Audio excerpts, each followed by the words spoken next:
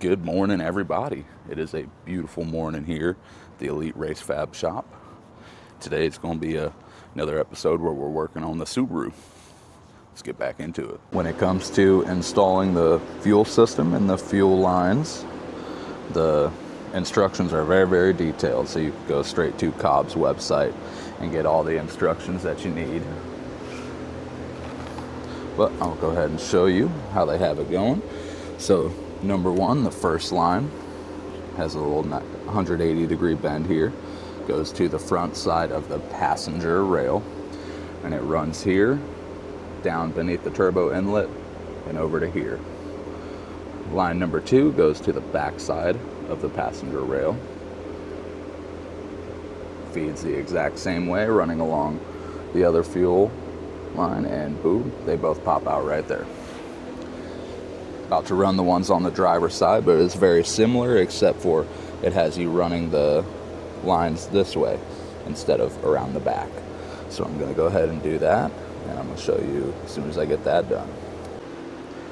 And line number three goes right here onto the front side of the vehicle, side of the driver's fuel rail.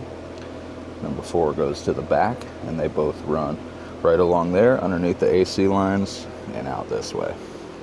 The next step after this, since you got both the main lines in, is to run your Y adapter pieces, and I will show you what that looks like next. Right, once you get your fuel lines ran here, then you grab your Y pieces, and it's line 1 to line 3 and 2 to 4.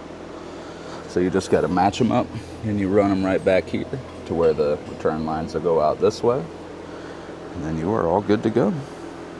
The next step after getting both of your Y pieces in, on the bottom side there's going to be an adapter piece for a quick connect.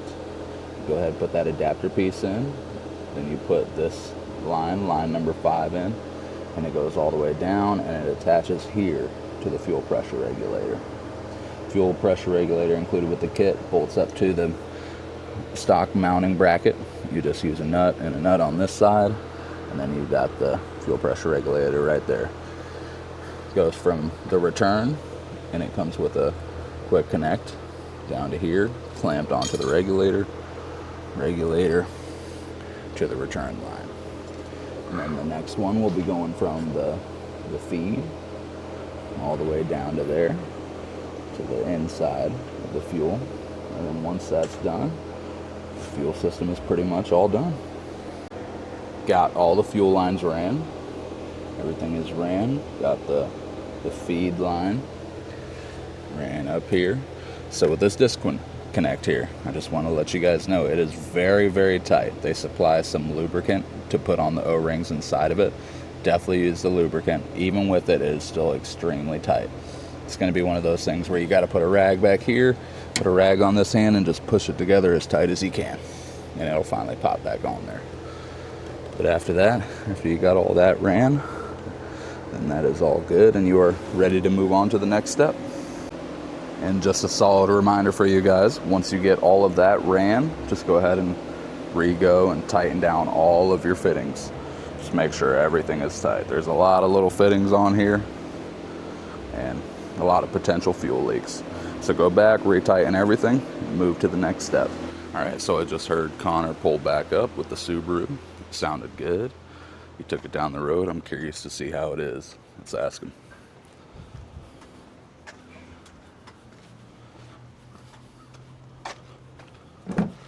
What up, Connor? How'd she do? Fine. Yeah, did good? Yeah. Hell yeah. Sweet. You get to do a pull, or it was just a drive? Just. Okay. All right. Heck yeah. Sweet. Said it did good. I think the next map from the tuner will be a good pull. So curious to see how that one goes.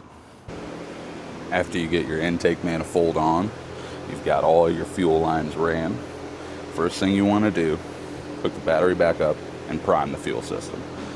If it's got a push button, just push the button a couple of times, let it prime up. Don't try and start it, just let it prime. Check all of your fittings, each one on each side of the rails, going into the regulator, everything. Make sure that there is nothing spewing. If there is, you'll be able to see it and hear it.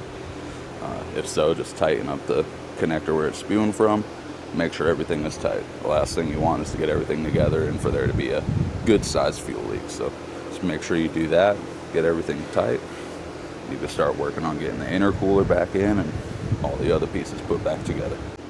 One more thing to remember when doing this COBB Stage 2 kit is it comes with spark plugs. While you have everything out on this side and while you have the battery out, go ahead, do your spark plugs because it is tight. There are a lot of people who will say you have to take the engine out to get to them. It's this side that's very tight, but you don't have to. As you can see, I got both coils out right there. Both coils out on this side. This side, passenger side, has tons of room. No issues there. It's the driver's side that's tight. Just make sure to get those before you get the battery in or the air box, otherwise you will be fighting it a lot more. Next on the list is the air oil separator. Here's the mounting location. It uses the stock mounting tabs for the harness there. You take out one 10mm bolt and then you put your bracket here onto the separator and you bolt the 2 bolts right there to the firewall and you run the wires back this way. Keeps them as far away from the heat shield as possible. For these lines, they included some heat wrap for the kit, so not too worried about that. Gonna heat wrap that. We'll zip tie this guy up out of this way. That way he doesn't stay close to the heat shield. And then we're good to go. Before you start getting into this, you're gonna want to keep the top mount off because you're gonna have to do a lot of plumbing and routing through here. You could have the intake manifold on, just not the intercooler. So before you put the intercooler back on, go ahead, start working on the air oil separator. Once you get that done, then you put the intercooler and everything back here on the top side and you are good to go. And that's pretty much everything up front. All right, so the instructions for the AOS isn't very great. If you have the earlier models with the plastic intake manifold, it's good, but the one with the metal intake manifold is a little bit of a pain in the butt. I had to speak with COBB on the phone for about an hour or so, about 30 minutes to an hour, trying to get this stuff figured out. Just to let you guys know, the support at COBB is incredible. The people are awesome. He took the time to make sure that I got everything properly. So, I'm gonna go ahead and tell you where everything goes. So the left port here on the top for the COBB goes down here, and it's the one with the 90, and it goes to this front blow-by sensor. The second line goes down here over to this blow-by sensor right there. That one. So it goes from there to there. The 2 lines that are already pre-made, the one that's on the farther side goes over to here, and it connects into the actual pipe here on the turbo that comes off the turbo. Goes from the turbo to the pipe up to there. Then the one that's on the other side close to the firewall, it comes through here, up here with the heat wrap, and then it goes to the top of the actual piece right here. So the top one right here with the PCV valve included, and there is can't see it, but there is an arrow right there that indicates which way it needs to be going. If you put that on wrong, then you're going to have issues with it. So it goes from there and it routes down and it routes to the bottom port on the manifold right underneath the throttle body right there. So it goes from there all the way to there. The top port on the AOS box comes from here over to the top and the front section, the front blow-by sensor that is connected to the crossover tube. So the top goes from there over there. The middle port connects all the way over here to this blow-by sensor on the driver's side by the brake reservoir. That goes from there to there. The bottom one, the bottom hose is what goes from here. I've got this kink just to be able to put stuff there, but it's normally going to be routed back this way. It's going to be routed here, and it goes down into the crankcase vent right there. So you've got the piece that goes into it right there, and then bigger hose that goes to the bottom section. So there's a lot of different routing, a lot of different stuff that you got to do and you got to move, and it comes with 3 heat shields right there that goes on the lines that are closest to the turbos. But I just wanted to take the time to show you guys exactly where all of the ports went, because all the other videos online, they say, yeah, connect this here, and then they skip to where it's all connected, and they don't really show you the breakdown. And again, the instructions on the COBB website are for the ones with the plastic manifold. So there you go. Oh yeah, and there is one more hose. Just goes to show you how many different hoses there are. So there's one that's on the bottom that's not a coolant line. This is the drain. So that one goes from there, and it scoops around, and it goes down here into the little Y pipe where the crankcase is. So you've got the big hose on the bottom of the side that goes to the top of the T there, and then you've got the hose that's on the way bottom all the way down here that goes to the side port of the T. It's hard to see down here, but that's how that's routed.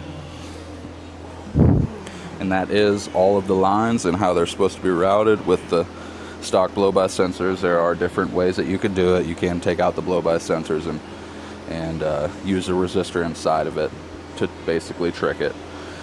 It always does better when it does have these hooked up though. So that is all the routing, and that's where everything needs to go. As you can see, I am sweating a lot. It's definitely a lot of work, but it can be done, and just, you know, keep your head up, keep trying, and you got this.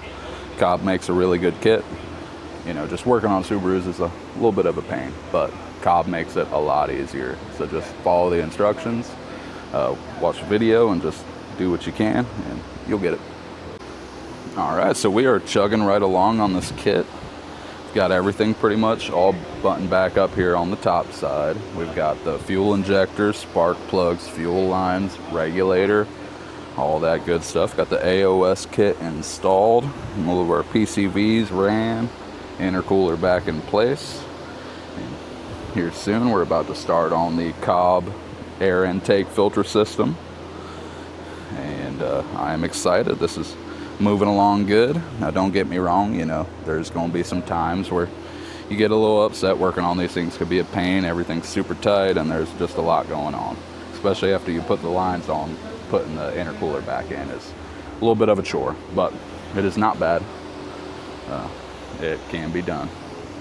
Just take your time, make sure to route everything in the proper fashions, that way nothing's getting pinched, nothing's up against stuff that's going to be too hot. Just be very diligent with your routing, take things slow, and it'll all be all right. Just so you know, the video has been super choppy. It's picked up and cut off and picked up and cut off a bunch of different times, and that's simply just because I'm learning right alongside you guys how to do this and how to hook up the AOS system and all the different goodies. I've worked on plenty of Subarus, you know, but each kit, COBB, Radium, you know, each individual kit they're all a little bit different. So they all have their own different ways of installing and different ways of routing. So it's been a learning experience, and hope you guys have been able to learn a good amount of stuff, and, you know, hopefully all the stuff that I showed you has helped. You want more out of your Subaru? Shop now at Elite Race 5 for your COBB Stage 2 power package.